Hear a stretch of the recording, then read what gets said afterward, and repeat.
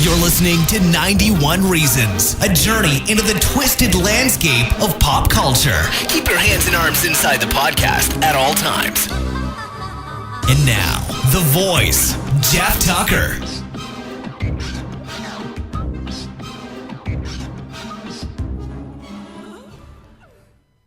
I gave a tour. Last Saturday, I gave a tour for the fine people at Mice Chat, and before that, I gave a tour to the people at Horror Buzz. These are theme park aficionados, and we gave them, me and Gus Kruger and Daniel Miller, we gave them a backstage tour with the lights on of a maze. And afterwards, a few of us spoke and talked and took questions. And it was interesting because I was talking about how much I have always loved Halloween, that it's always been my favorite holiday, and that when I was a kid, Halloween wasn't this big, gigantic event that it is. Growing up, Halloween was one day a year, one single day. And not only that, but Halloween was 4:45 p.m. to about 8:45 p.m. So it was only about 4 hours. You know, that was all you got to go trick-or-treating before it got too dark and people turned their porch lights off and went back to watching TV or parties or whatever. And so much work went into costumes and planning the night that it seems crazy. And think about how many you got. So if you think about how old you are and when you really start to remember things. And I know I'm abnormal. So we'll take a normal person. A normal person might remember age 10 or 11. And just for the benefit of the doubt, we'll go to we'll take it to 10. So at 10 years old, that's the first Halloween you remember. You know, you got to pick out your costume.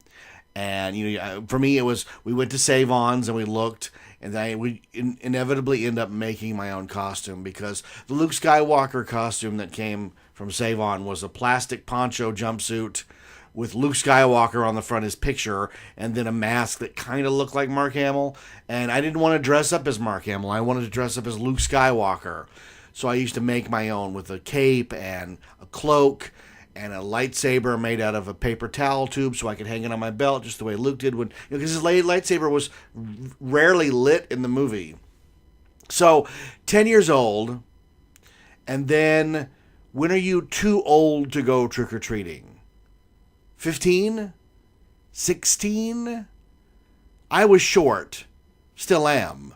So I could get away with trick-or-treating a lot longer than most kids. But most kids, by, I want to say 15.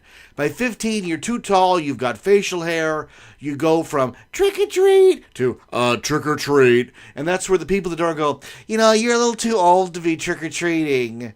That's really for children. So you get the benefit of trick-or-treating from, when do your parents first take you? 4 or 5, you know, to like a few houses or the mall. But the concentrated trick-or-treating, the concentrated Halloween for everybody's youth is age 10 to age 15. You get 5 solid years. I'm trying to do this math right. And at 4 hours a night, Halloween is a grand total of your childhood, 20 hours. That's unbelievable. And yet that's where all the memories are made. Picking the right costume. You know, going with friends in a group costume. You know, we're all going to be the Ghostbusters. We're all going to be Jedi Knights. You know, we're all going to be monsters. Whatever it is. So I had that revelation talking to those groups, and it's very sobering, you know, when you really do the math on your life, and how, because you don't get the first decade, and even bleeding into, you know, the second decade, your brain just jettisons them in favor of what you're doing now. And that's such a bummer, you know. If we could access all of our brains, you know, and be able to recall all that. Imagine the rich memories we'd have instead of like, well, I think I remember last week, you know. And again, I know I'm completely abnormal. Completely abnormal. I fully admit that. I'm short and abnormal. I get it. So we're going to continue what we started last week, as you can tell by the title of this episode, with the movies of Pixar. Last week we covered the first few up until the first sequel, Toy Story 2, and then Monsters, Inc., which was a whole new direction for them. But still playing in that world of these objects and creatures and animals are different from humans, but the world that they live in is the same. You know, Monsters, Inc. is just... Monsteropolis is just like Metropolis, except everything has a monster pun on it, right? And I talked about the dirty thing Shrek did trying to pull box office, so it didn't matter. Monsters, Inc. was a huge, or should I say, monster hit. So they took 2 years off, and in 2003 we got Finding Nemo.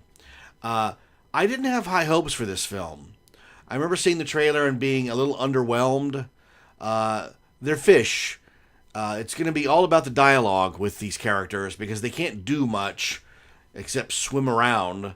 But it did have something going for it in that I'm a big fan of Albert Brooks, and he's the main character of the film. He's Marlin. So I knew we were going to take the kids to see it just, you know, because it's a Pixar film. At this point, they're still the gold standard of animation. And more importantly, they're the gold standard of storytelling. You know, it doesn't matter, again, the medium you tell it in, as long as you tell a good story. And I'm very happy to report that I think Finding Nemo is a masterpiece of storytelling. It is everything a movie should be. It is at times sad, thrilling, very, very funny, exciting, and wraps up everything very nicely. It's a very complete story. It uses all of its elements that it introduces. It introduces you to a world under the water, and then plays by the rules of under the sea. When we get to Finding Dory, I'll have a lot to say about breaking those rules, and that's where, spoiler alert, that movie completely falls apart. But Finding Nemo is a masterpiece. It's got Albert Brooks, it's got Willem Dafoe, all of the Tank Gang, everybody in there is a great character actor. It has Jeffrey Rush as the Pelican, and then it has the biggest surprise for me, Ellen DeGeneres as Dory. Now, I've never been an Ellen DeGeneres fan. I've never thought she was funny. Her brand of humor was not directed at me. I've never gotten it. I was on Hollywood Squares. She was the center square. And all of us contestants wanted to physically hurt her because her brand of comedy involves a lot of stuttering and then asking to hear the question again. And every time you ask on Hollywood Squares to hear the question again, you've eliminated a whole turn for one of the players. You know, if you're an X or an O, you've eliminated the time-wise. The host doesn't have time to read another question because he's reading the same question twice. And that really drove us all batty because she would do it every turn, and everybody always goes for the center square first. So I went on Hollywood Squares after Nemo, to be fair. But I wasn't a fan of hers at all. And yet, she is she's the best thing about the movie. You know, Albert Brooks is doing Albert Brooks. But the character of Dory is written so well and so funny and so honest that it's really hard not to walk away from that film loving her character. You know, and I said it was a miracle. 2003 was a miracle because I said, as an adult, if you'd have told me that the two best movies of the summer, of the year, would be a talking fish movie and a movie based off of a theme park attraction, I'm talking about Pirates of the Caribbean, that those would be the two best movies of the year from the Walt Disney Company, I would have been shocked. Walt Disney Company makes great movies, but they're always outdone by a sci-fi movie or an action movie or something else. But teaming up the double whammy of Pixar doing Finding Nemo and Jerry Bruckheimer doing Pirates of the Caribbean, that's a recipe for huge success, both in box office and in storytelling. Both of those films have intricate, fun stories, and part of the fun of Finding Nemo is Nemo disappearing, being caught by the net, and Marlin just at that moment taking off. There's no planning. He doesn't go pack a bag or what should I do. He just takes off after him like any good father would. And I do love there's a great sequence in The Simpsons where Milhouse does not know there's a chapter 1 on the Finding Nemo DVD, and Bart finally shows Nemo's mother dying. It's very, very traumatic. And it was very traumatic in the theater. But what it does is it sets up Marlin's character so well that he's lost, 100 children to this monster, this predator, and his wife. And you see why he's so darn protective of Nemo. And Nemo's not only his only child, but Nemo has a small fin, so he's disabled. So Marlin's caretaking is even more amped up. He is more aware. Now, I know that in the real world, clownfish, in the absence of a mate, will change genders. Now, they didn't do that in the film. They didn't have Marlin turn into a woman in the film. But in today's social justice warrior culture, I don't put it past them in the third film, because there'll be a third one. The first two have made buckets and buckets of money. Finding Nemo, I think, was for a long time the most successful animated film of all time. Of course, they eclipse it every couple years. A new one comes out and makes more and more money. But Nemo was amazing. And here's the thing about Finding Nemo that you'll find shocking. Not a lot of toys. Monsters, Inc. had a huge, massive push for merchandise.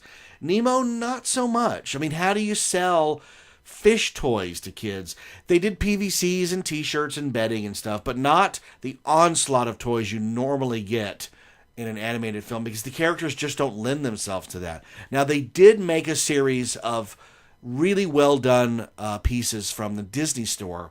And I know this because I actually ran across one of the angler fish, the fish that has the light that mesmerizes Dory, that they find deep in the ocean. They actually made a toy. It's a terrifying toy with big, clear, giant teeth and that light that lights up on the front. And it actually said Disney Pixar. I'd never seen it before. Never seen one since. And I actually sold that one for a lot of money. And after I sold it, I got a lot of emails from people saying, my kid needs this for his collection. Where'd you get it? And I'm like, I got it at the swap meet, man. And I wouldn't know where to get any more. I wish I had a dozen of them. Are you kidding? But no, what a great movie. It's fun. My favorite part of Finding Nemo, and there are a lot of parts that you could call your favorite. There's, the fish that make shapes. It's done by John Ratzenberger. Look at this guy. Or, the turtles are great. You have serious thrill issues, little dude. But my favorite part is just character interaction. And it's where Nigel the Pelican lands in the window of the dentist office. And he's letting Nemo know that his dad is coming for him. And he goes through the tale of everything that Marlin has done to get to Nemo. And they just cut to Nemo's face. And he's listening to this unbelievable feat that his father has done for him. And to me, that scene just always gives me chills because it's so well written. It's a son realizing that his father is there for him. What's also great about that film is as Marlin is racing to find Nemo, Nemo is trying to get out himself. So we have the two adventures going on at the same time. It would have been very easy just to stick Nemo in a tank and have Marlin rescue him somehow at the end. But having the tank gang accept Nemo as one of their own, Mount Wanahakalugi, shark bait, rounds out the film and gives Nemo the character growth he needs, the same as Marlin, And to think the story all starts because Nemo touches a butt. It's a great film. It's a really great film. It holds up today. It's a beautiful film. Finding Nemo. Stop! I got something to tell you! Mine. Don't make any sudden moves. Hop inside my mouth if you want to live. Right.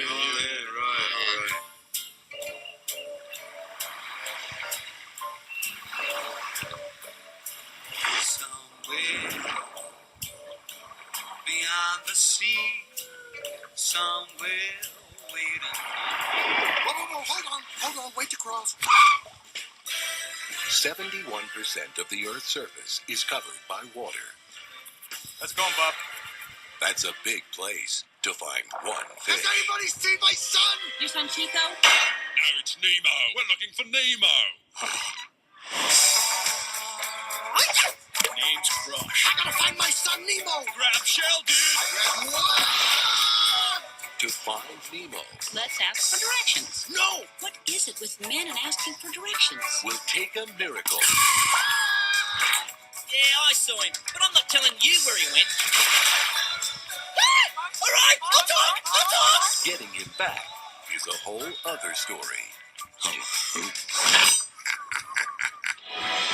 Walt Disney Pictures presents a Pixar Animation Studios film. We're gonna help him escape. Nemo, don't give up. Your dad's been fighting the entire ocean looking for you. I'm coming, Nemo. Never knew my father. Come on, good night. Oh, my stomach. No hurling on the shell, dude, okay? Just waxed it. You've got to see it to believe it.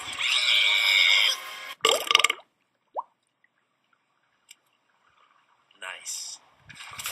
Finding Nemo. Everybody hold on! I think The Incredibles is unbelievable. It is amazingly done. This is their 2004 release. Brad Bird did everything on it.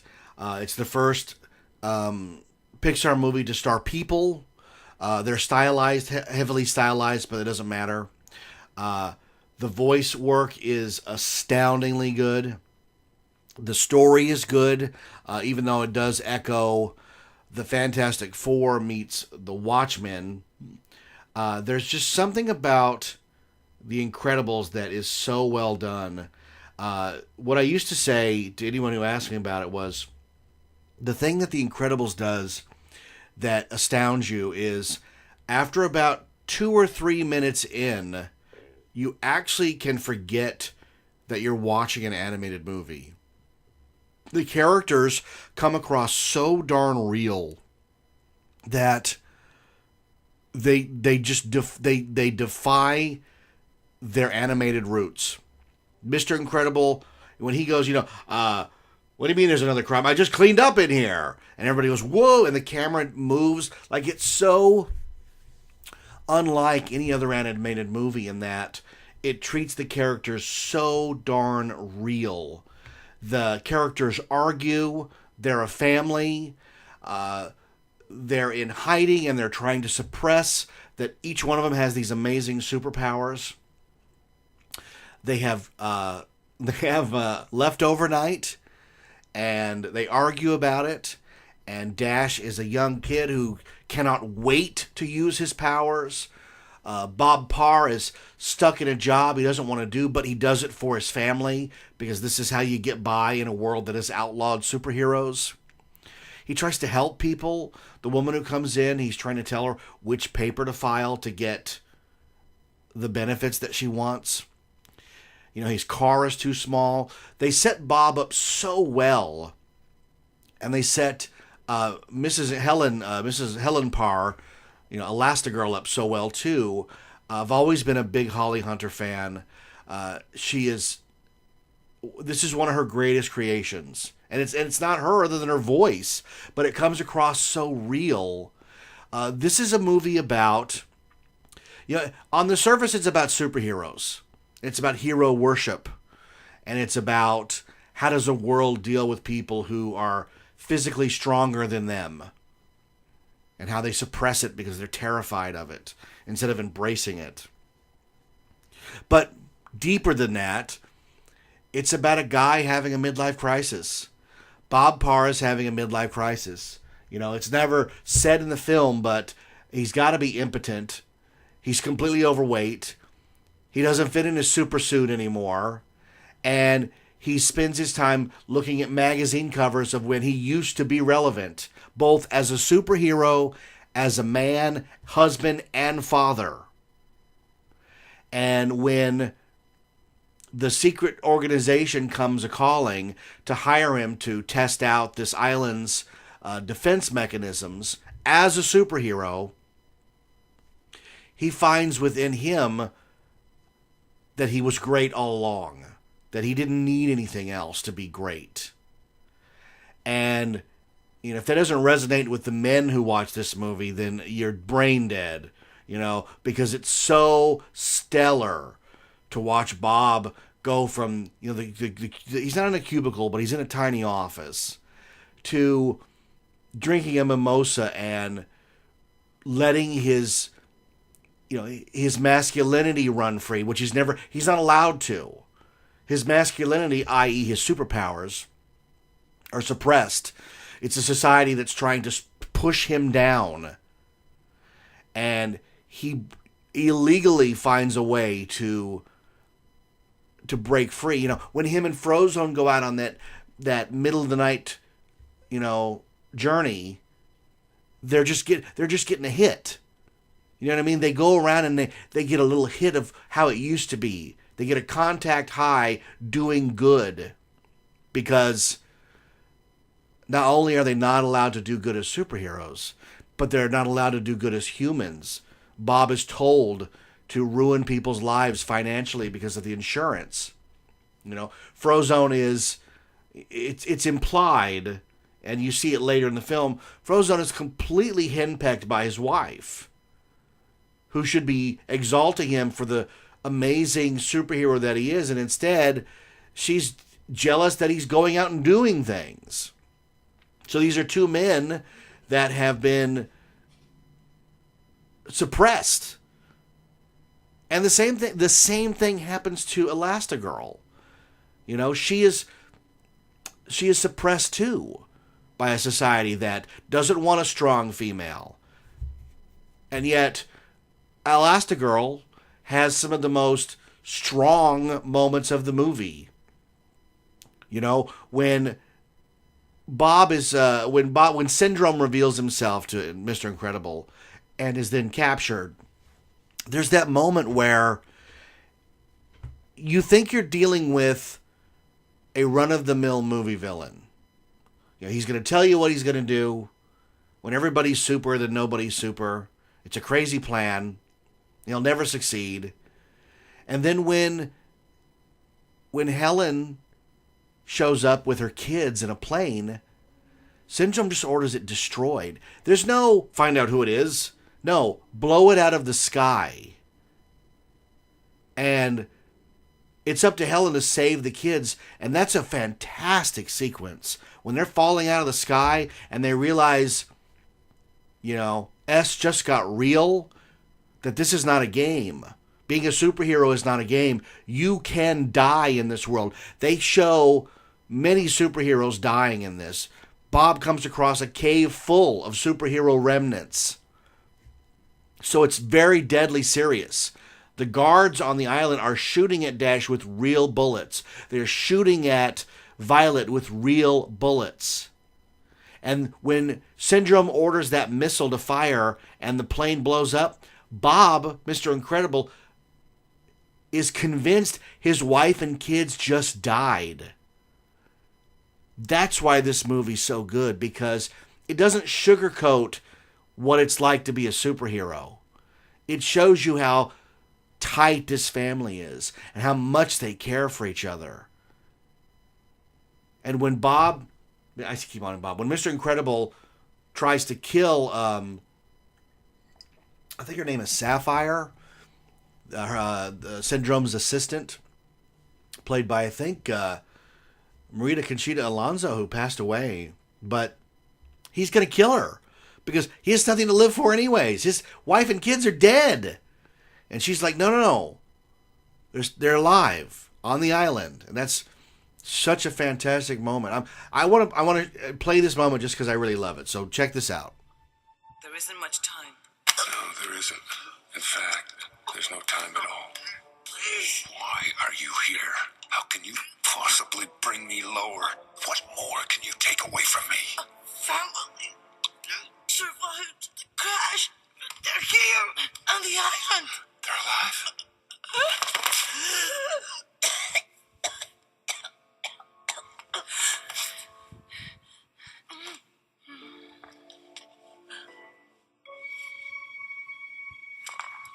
Helen? Hello. You must be Mr. Sinclair. She was helping me to escape. No, that's what I was doing. Let go of me. Let go, you lousy, lying, unfaithful creep. How could I betray the perfect woman? Oh, you're referring to me now? Where are the kids? They might have triggered the alert. What? Security's been sent into the jungle. You'd better get going. Now our kids are in danger? If you suspected danger, why'd you bring I them? didn't bring them. They stowed away, and I don't think you're striking the... That's my favorite moment of the film. It's where it looks as if they're going to have this big, stupid argument because she thinks he's been cheating on her, and he just shuts it down. He basically says, you're the only reason I'm alive. And I am not going to let you start a fight. We have to save our kids, and that's all that matters. And I love that she just goes with it because she realizes without a fight that they love each other more than anything. That's why this movie is so good. You know? Would you love to see that scene between Reed Richards and Sue Richards? Like, if you could gloss over it in your mind and paint different superheroes, you don't get those scenes in those movies. They're too busy knocking buildings down to care about the emotions between the characters. You know, they're too busy figuring out what looks best in 3D. And instead, what they should be doing is writing scenes like that. You know, or the scene where Elastigirl is caught in the train cars. I love that sequence where she takes a moment even after this amazing sequence to see how she looks in her suit after all these years. You know, those are such human, real, fun moments, you know. The exhilaration that Dash feels when he's running on water. When he looks down and is like, not only am I running fast and letting my powers run free, but I'm defying gravity. And who doesn't run with Dash as he's doing that and dream of doing that? That's what superheroes movies are supposed to. It's supposed to be uplifting like that. I don't mind a dark one like Watchmen. I really don't. But this is supposed to be quote-unquote a kid's movie, but it's more of a family movie. This is a movie you watch with your family and realize how important these people are that you're with. Man, it's such a good movie. You know, Brad Bird had done The Iron Giant, which is another fantastic movie. I'll get around to reviewing that one at some point. But his movie, The Incredibles, the first time I think an outsider had been brought in to Pixar to direct a film, they wisely went with a veteran who had done extensive work on The Simpsons. He did the show Family Dog, which was originally an Amazing Stories episode. And they hit it out of the park with this one. The score is good. The trailers are good. The trailers are good because they're not scenes from the movie. They're original scenes that give you flavor of the movie. They didn't release a full trailer until the movie was ready to be released. But the teaser one, those are just flavors of the movie. Fantastic. Still holds up. Still holds up as my favorite Pixar movie. Okay, now we're going to move into, oh boy, Cars. Let's talk about Cars. There's no denying that Pixar is a stable of geniuses. These guys work hard. They're not satisfied until the movies are perfect. I get that. The visuals are stunning. They consistently are able to show you, the audience, we the audience, something we have never seen before. And that's a darn rare thing in the movies. And to do it again and again and again is astounding. But I think Cars is where they got a little lost. They fell in love with Route 66, the Mother Road, and they wanted to tell a story of what happens when the freeway comes to town. And instead, now they did tell that story, and there are moments in Cars that are amazing. But on the whole, the film to me, now I'm a parent. By 2006, this movie came out. I have 3 children. Cars to me seems like nothing but a commercial for toys. Lightning McQueen is a goofy pitchman for a lifestyle brand of merchandise for children. Hot Wheel size, bigger size, ride-on size, breakfast cereal, bed sheets, toothpaste, wall hangings. They even had a Lightning McQueen television DVD combo with his eyes on it. They made everything for Cars. This is, I think, other than Star Wars, the biggest merchandise launch of a singular product in the history of mankind. You couldn't go anywhere without being bombarded by Cars merchandise. They were at McDonald's. They were down every aisle of Target and Walmart. They even bizarrely tried to sell Halloween costumes that year of, like, you were Lightning McQueen's repairman. Now, they did sell these stupid things you could put over your kid, like, you know, like those horse things that have suspenders where it looks like you're riding a horse. It looked like you were being devoured by a car. They made those, but they also made the Rusties and Radiator Springs, like, human costumes, which are, again, bizarre because there's none of that in the film. But I guess, you got to have Halloween costumes, and how do you turn a kid into a car? I don't know, unless you're watching Turbo Teen. But the problem I have with Cars, it looks amazing. Those shots of Radiator Springs, especially with the neon, when they turn the neon back on and have that night in town, it's, oh my God, it's gorgeous. Wow.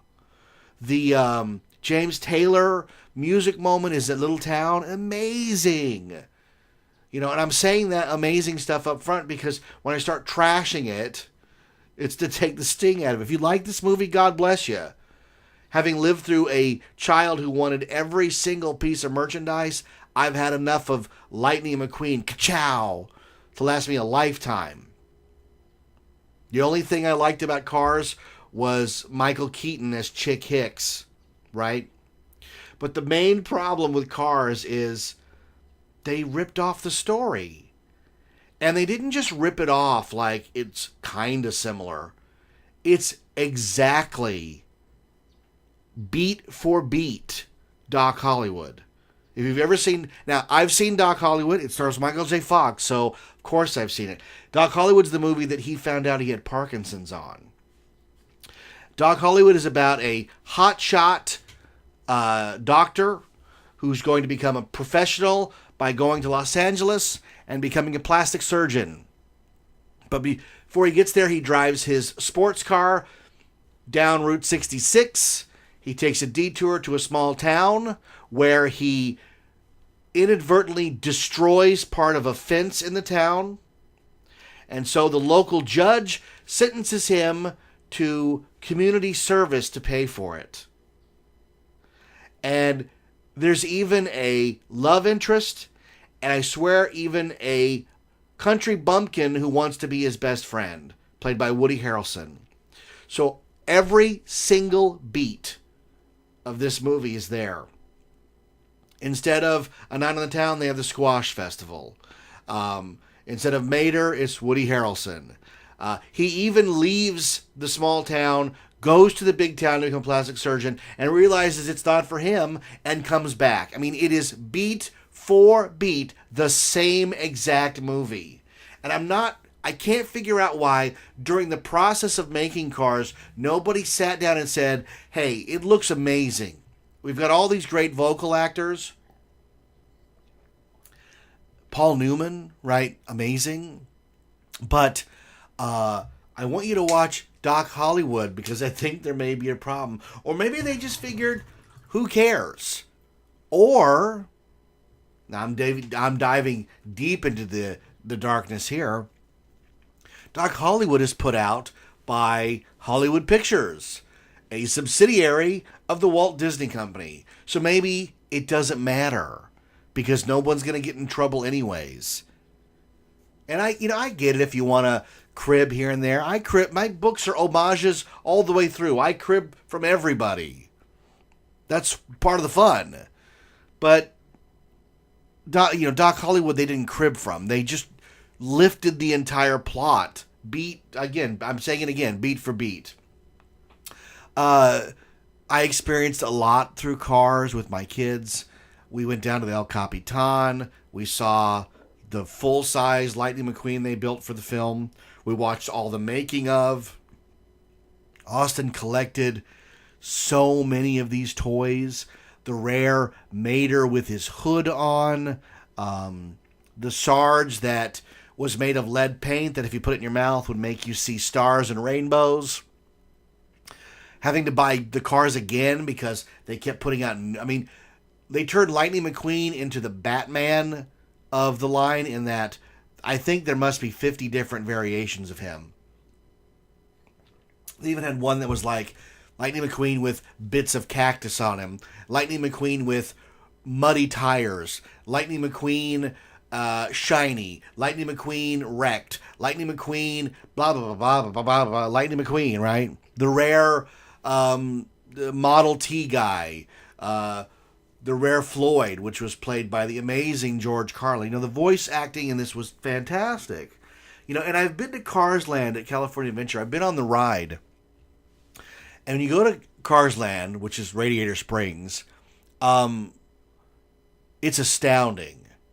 And the first time I went there, I said, this is amazing. Imagine if I actually cared about the property. I guess that'll be Galaxy's Edge next summer, the Star Wars land they're building at Disneyland. The ride, Radiator Springs Racers, is amazing.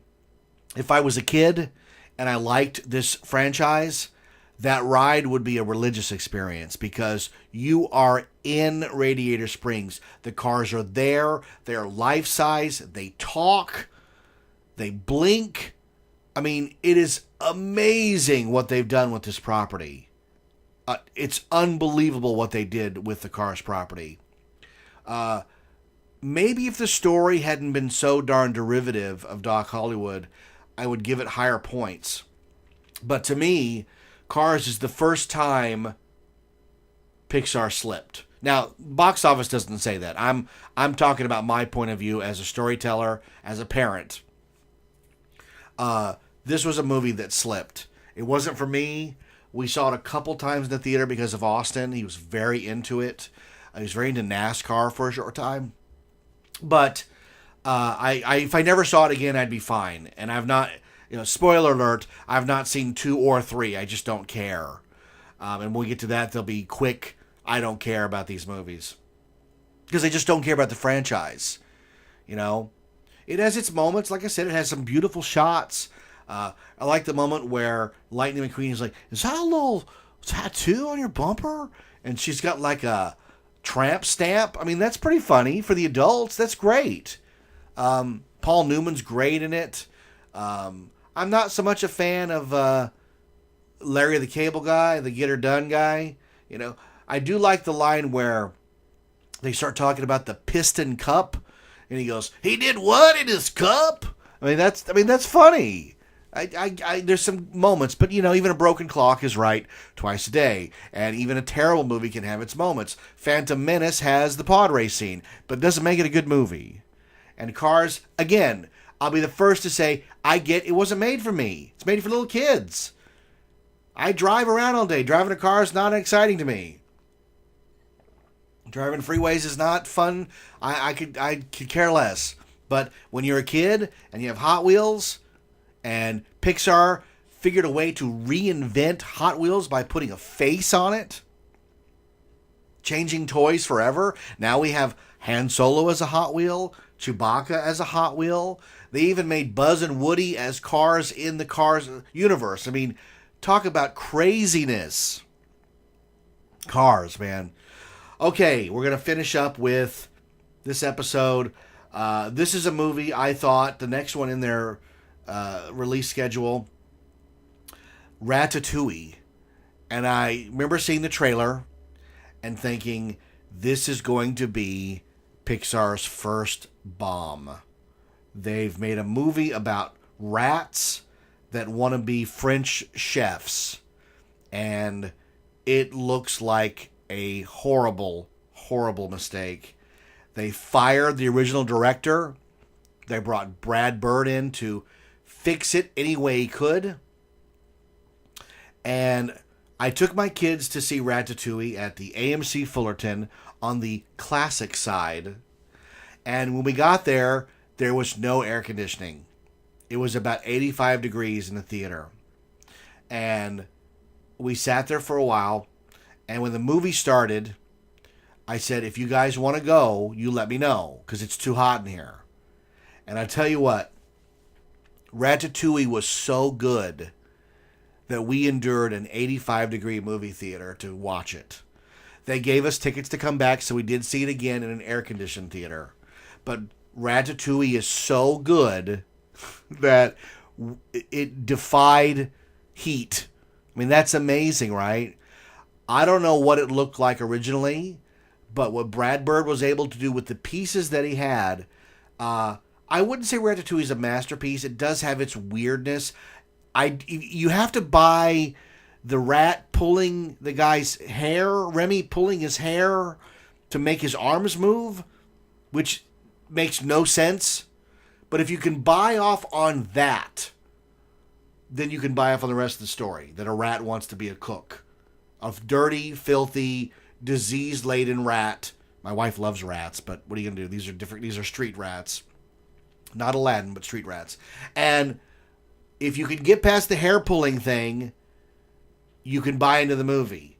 That anyone can cook. And it is one of the best examples of somebody dreaming above their pay rate. You know, a rat's never going to be a cook, ever, according to society. And yet, Remy's going to defy that. He's going to find a way. And the most amazing thing that Ratatouille does, it has two things that I think are masterpiece, and it's got to be Brad Bird. The first is the movie does a visual representation of what flavor is. When Remy is describing to his brother, don't just hork it down, savor it. And you see the fireworks of this flavor combined with this flavor makes a different kind of firework. It's an amazing way, visually, to describe to the audience that Remy has taste buds. It's phenomenal. And it's done so effortlessly that most people don't even notice it. Well, yeah, that's cool. No. Describe what chocolate tastes like to somebody. Right? It's hard to do. And yet in Ratatouille, It's done effortlessly. It's really amazing. The other thing that it does is it tells you why characters are the way they are and why they make the choices that they do. The food critic, played by Peter O'Toole, the great Peter O'Toole, who's in the film, his office is a coffin, his typewriter is a skull. Gustav Graves? No, that's somebody else. Is that his name? I don't remember. But when they finally are going to serve the food critic his food, Remy decides to make the title dish, ratatouille, because it contains the word rat. I get it.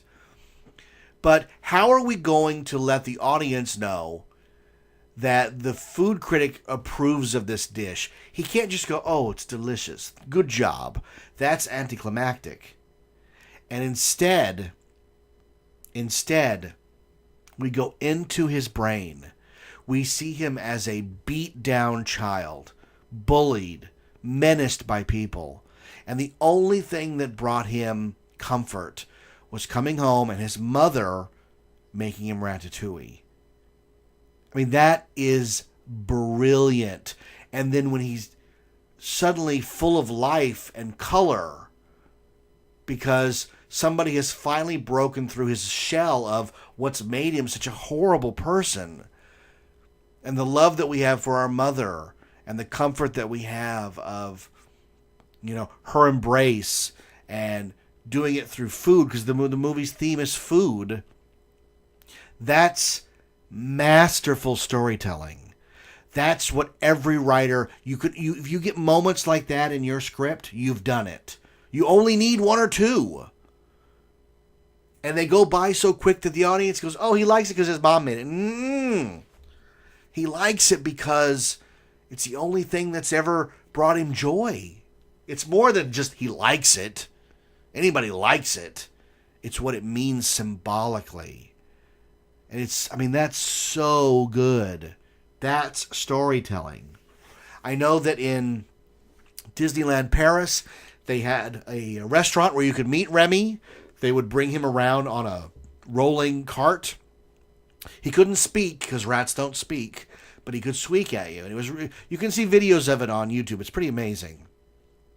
And they also had a ride, which was in Disneyland Paris, which is a combination of physical sets and 3D screens. And that's amazing. Check that out on YouTube. I love Ratatouille. I've not seen it in a long time. It still holds up. It's another movie where they're pushing what human characters look like in a Pixar movie. You totally buy these characters. They are secondary to the rat characters, right? But that's okay, because the movie's about the rats. But the humans are there too. Hey there, little guy, little chef. It's a great film. I love the danger of it. I love the chutzpah of rats dreaming to be cooks and actually succeeding, and the movie not being silly. It never comes across as silly. It comes across as dream bigger. Dream bigger than who you are. And what better message could we have for a movie than that? All right, we're going to end it there. My voice is fading, as you can tell. Halloween Haunt, Not Scary Farm continues to kick my butt. I had really long days over the weekend. Great time working it. Not complaining at all. Love what I do. It's fantastic. Come see us. Come out to Not Scary Farm and see us. So thanks for tuning in. There's a lot coming up on the show. We did do a show with Rachel and Austin that got lost because of a technical issue, which really sucks. Rachel's first taste of that, and that was a real bummer. So we're getting better at audio, though. The other big news is, in the next couple of weeks, if you don't see an episode automatically in your queue, you might be unsubscribed. And I say that because I'm going to move the show from Podomatic to another service provider that's going to allow me to have all of my back catalog available at all times. My amazing friend and audio genius, Zach, is going to help me do that. So in the next couple weeks, if you don't see that in your feed, a new episode, it's not because I'm not doing it. It could be because you got unsubscribed. So you may have to subscribe again. And I thank you for doing that. Thanks to all my amazing Patreon pledgers. You guys are fantastic. I couldn't do the show without you. You saved my life every month. You have no idea. Thank you. Thank you. Thank you. Every dollar counts. It goes right to the show. It's not a lot of money, but that's okay because it's enough that I can push through and buy equipment if I need to, or like we're doing this, help to move it over to the new server so that we can have all the episodes available. We'll be back with a part 3 of Pixar movies, starting with Wall-E. And what could I possibly say about Wall-E? I don't know, but it was another one of Austin's manias. So I'll see you on the next episode of 91 Reasons. Thanks for listening to 91 Reasons. Please subscribe and leave a review on iTunes. Find us on Facebook. Is anyone even still listening?